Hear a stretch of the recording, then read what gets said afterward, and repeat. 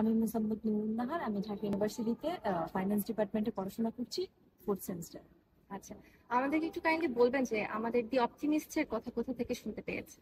আমার হচ্ছে একজন নানাবাই ছিলেন, যিনি মেনলি আমার আব্বুর সাথে রিলেটেড ছিলেন, আমাদের রিলেটিভ হয়। তো আব্বুর কাছ থেকে শুনতে পাই যে উনি ঢাকা ইউনিভার্সিটি থেকে পড়াশোনা করছেন। তো উনি হচ্ছে সেই 1971 সালে এসএসসি পরীক্ষা দিয়েছিলেন। তো আমার অনেক কৌতূহল জাগে যে উনি তখনকার সময় ঢাকা ইউনিভার্সিটি থেকে পড়া।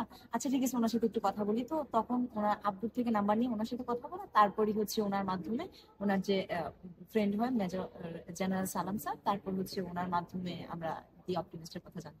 আচ্ছা, একটু আমাদের সংক্ষেপে যদি বলেন যে অপটিমিস্ট আসলে কেন প্রয়োজন আপনার শিক্ষা জীবনের জন্য বা আপনার সামনে ভবিষ্যৎ এগিয়ে নেওয়ার জন্য, এবং কিভাবে অপটিমিস্ট আপনাকে সাহায্য করেছে?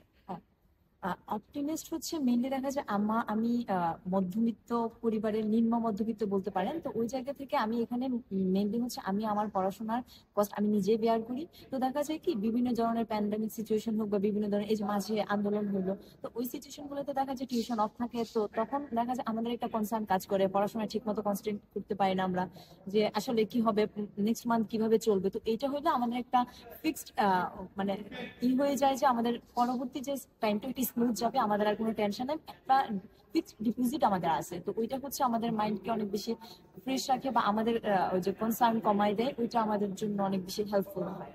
আচ্ছা, আপনি কি আপনার স্পন্সরের জন্য কিছু বলতে চান?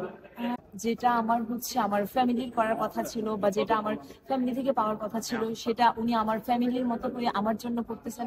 তার জন্য আমি বিশেষ কৃতজ্ঞ, এবং ইন ফিউচার জন্য আমি ওনার রিপ্রেজেন্টেটিভ হইতে পারি, তার জন্য আমার মনের ইচ্ছা হচ্ছে ওইটার। আপনার এইম ইন লাইফ কি? আপনি মানে ক্যারিয়ার জীবনে কি হতে চান? আমার এইম ইন লাইফ হচ্ছে মোটামুটি ভালো একটা কর্পোরেট সেক্টরে যাওয়া মেনলি। আর পাশাপাশি হচ্ছে টিচিং প্রফেশন আমার খুব ভালো লাগে। তো ওই জায়গারও একটা আমার আছে। আর ওইখানে যে মোটামুটি একটা ভালো জায়গায় যদি আমি যেতে পারি, অবশ্যই আমি চেষ্টা করবো যে আমার মতো আরো কিছু মানুষ যেন মানে তাদের মেধাটাকে ঠিকঠাক ভাবে কাজে লাগাইতে পারে, ওরা যেন ডিপ্রেসড না থাকতে পারে। আচ্ছা, থ্যাংক ইউ সো মাচ।